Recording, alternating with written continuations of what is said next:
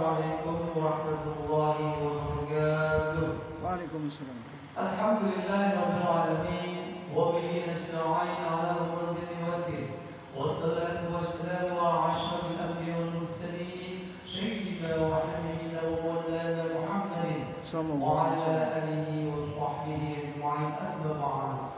Syukur alhamdulillah senantiasa kita panjatkan kehadirat Allah Subhanahu wa taala atas karunia dan nikmatnya, berkah nikmat iman wal Islam, nikmat sehat walafiat serta nikmat panjang umur, juga nikmat kesempatan sehingga pada pagi hari ini kita masih menunaikan kewajiban kita, yaitu sholat subuh secara berjamaah yang telah kita laksanakan dan akan kita lanjutkan kajian subuh.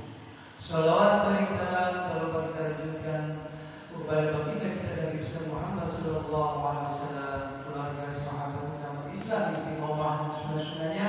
Mudah-mudahan kita dapat mengamalkannya dan mendapatkan syafaat yaumil qiyamah nanti. Amin ya rabbal alamin. Jemaah subhanahu Allah, kita akan lanjutkan kajian kita pada pagi hari ini, yaitu tentang zakat fitrah. Zakat fitrah dimasukkan dalam bab penisbatan sebab dengan akibat. Para ulama sudah sepakat untuk mewajibkannya. Allah Subhanahu wa taala mensyariatkannya karena beberapa hikmah yang besar dan faedah yang banyak di antaranya. Zakat fitrah merupakan pensucian bagi orang yang berpuasa, sekaligus sebagai rasa syukur kepada Allah atas karunia-Nya karena telah menyempurnakan puasa bulan Ramadan, dan juga sebagai rasa syukur kepada-Nya karena berbagai nikmat yang telah dilimpahkan selama 1 tahun yang diberikan secara terus-menerus. Yang paling besar adalah nikmat iman dan Islam.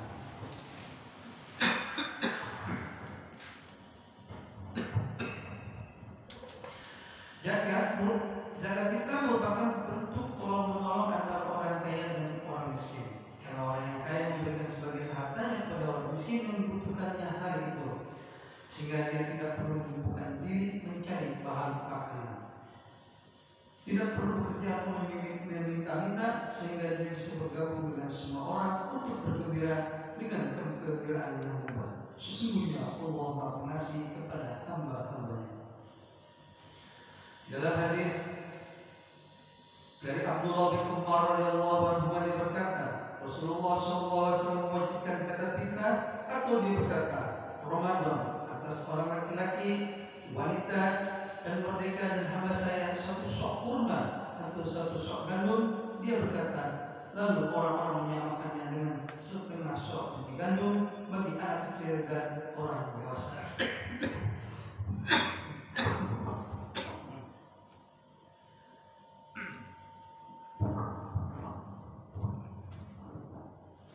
Dalam suatu lafaz disebutkan hendaknya dikeluarkan sebelum pergi ke sholat.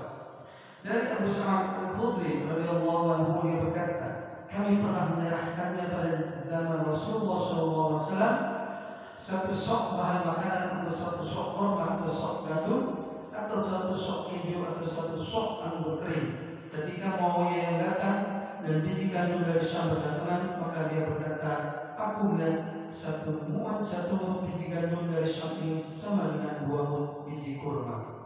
Saya berkata, adapun aku senantiasa mengeluarkan zakat setiap kurang 1 muat seperti yang dilakukan pada zaman Rasulullah SAW. Rasulullah SAW mewajibkan zakat fitrah atas semua orang muslim yang memiliki kelebihan makanan pada hari itu, baik orang dewasa maupun anak kecil, laki-laki maupun wanita, orang merdeka maupun hamba sahaya. Hendaknya mereka mengeluarkan 1 sok korma atau 1 sok gandum. Ketika Madinah mendapatkan kiriman biji gandum dari Syam pada zaman Muawiyah dan dia datang ke sana saat menunaikan haji, maka dia berkata, aku melihat 1 muat biji gandum dari Syam sama dengan 2 muat biji gandum lainnya, karena mutunya yang baik. Adapun Abu Sa'id Al-Khudri radhiyallahu anhu berkata, kami mengeluarkan zakat pada zaman Rasulullah SAW 1 sok makanan dan bahan makanan mereka adalah gandum. Begitu pula jika berupa keju atau anggur kering. Aku senantiasa mengeluarkan 1 sok biji gandum dan juga lain-lainnya seperti yang aku lakukan pada zaman Rasulullah SAW karena lebih mementingkan riba. Agar zakat ini menemui sasaran kebutuhan yang diharapkan, maka beliau memerintahkan agar ia diberikan kepada orang miskin sebelum orang-orang keluar untuk melaksanakan sholat, yaitu sholat Idul Fitri. Kesimpulan hadis tadi, yang pertama kewajiban zakat fitrah, dan ini merupakan ijma semua orang muslim.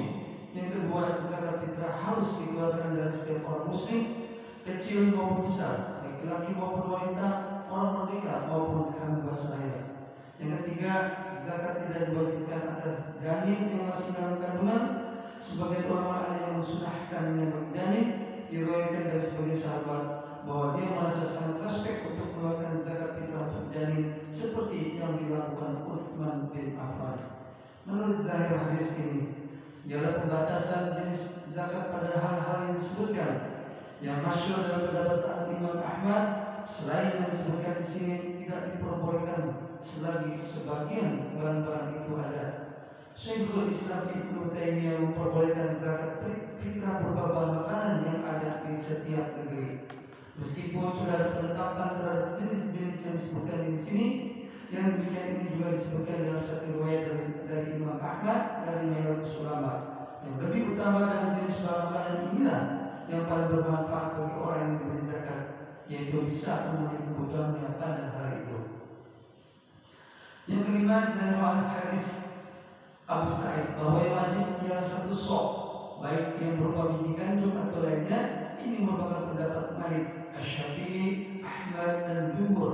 Sedangkan Abu Hanifah berpendapat boleh mengeluarkan setengah sok biji gandum. Ibnu Qayyim cenderung menguatkan dalil-dalilnya di dalam kitab Al-Hadyu. Syekhul Islam Ibnu Taimiyah juga memilih pendapat ini, dan dia menyatakan ini merupakan kias pendapat ahli Imam Ahmad dalam kafarat. Kami katakan pendapat yang lebih hati-hati ialah pendapat pertama. Yang paling baik saat mengeluarkannya ialah pada subuh hari Aid sebelum sholat. Ini merupakan pendapat empat mazhab. Jika dikeluarkan sesudah sholat, hukumnya haram menurut mazhab Hambali dan jumhur fuqaha. Menurut Ibnu Hazm, haram menundanya hingga sholat, yang didasarkan pada riwayat Al-Bukhari. Yang artinya, dan beliau memerintahkan untuk mengeluarkannya sebelum manusia keluar untuk sholat. Begitu pula yang diriwayatkan Abu Dawud dan Ibnu Majah. Siapa yang mengeluarkan sebelum sholat, maka itu merupakan zakat yang diterima. Dan siapa mengeluarkannya sesudah sholat, maka ia merupakan salah satu dari berbagai macam syurga. Yang pasti, Abu Muhammad adalah orang yang paling tepat pendapat dan juga dalilnya. Yang ketujuh, bolehkah mengeluarkan zakat fitrah sebelum malam Aid? Abu Hanifah membolehkannya sehari 2 hari, yang dikiaskan pada zakat mal. Asy-Syafi'i membolehkan pengeluarannya semenjak awal Ramadan. Imam Malik tidak membolehkannya secara mutlak, seperti halnya sholat sebelum waktunya. Mazhab Hambali membolehkan pengeluaran zakat sebelum Aid hingga 2 hari, yang didasarkan kepada riwayat Al-Bukhari. Mereka mengeluarkan zakat sebelum hari raya sehari atau 2 hari. Yang dimaksudkan dengan mereka di sini ialah para sahabat, karena hal itu lebih dapat memberikan kebutuhan terhadap orang miskin, sehingga dapat membuat persiapan untuk hari Aid. Jika diberikan sebelum sholat, maka dikhawatirkan orang yang mengeluarkan zakat tidak mendapatkan orang miskin yang layak menerima zakatnya, sehingga dia ketinggalan waktu yang diwajibkan. Karena beberapa pertimbangan yang benar seperti inilah, Syekh kami Abdurrahman bin Nasir Al-Saji melihat pengeluaran zakat dapat dimajukan sehari hingga 2 hari sebelum Aid. Alhamdulillah, 1-2 buah hadis tentang zakat fitrah, mudah-mudahan kita dapat melaksanakannya, dan pada hari-hari sekarang ini kita sudah memasuki terakhir bulan suci Ramadan, dan tentunya kita masih menunggu pengumuman dari pemerintah terkait dengan penetapan 1 Syawal. Oleh karena itu kami menghimbau kepada para jemaah sekalian yang belum menunaikan zakat fitrah, segera menunaikan zakat fitrah sebagai salah satu kesempurnaan puasa kita selama bulan Ramadan, dan juga sebagai rasa syukur kepada Allah atas karunia nikmat yang telah diberikan kepada kita semua. Mudah-mudahan ini bermanfaat buat kita semua, terutama bagi saya pribadi dan para jemaah sekalian mendengarkan, dan tentunya ini dapat diamalkan dan bisa dikerjakan untuk saat ini, karena memang kita sudah memasuki akhir bulan Ramadan. Oleh karena itu, sekali lagi kami sebagai DKM pengurus Al-Ikhlas mengimbau pada jamaah yang belum menunaikan zakat fitrah segera menunaikannya. Demikian yang dapat kami sampaikan. Lebih kurang yang kami mohon maaf. Wassalamualaikum warahmatullahi wabarakatuh. Waalaikumsalam warahmatullahi wabarakatuh.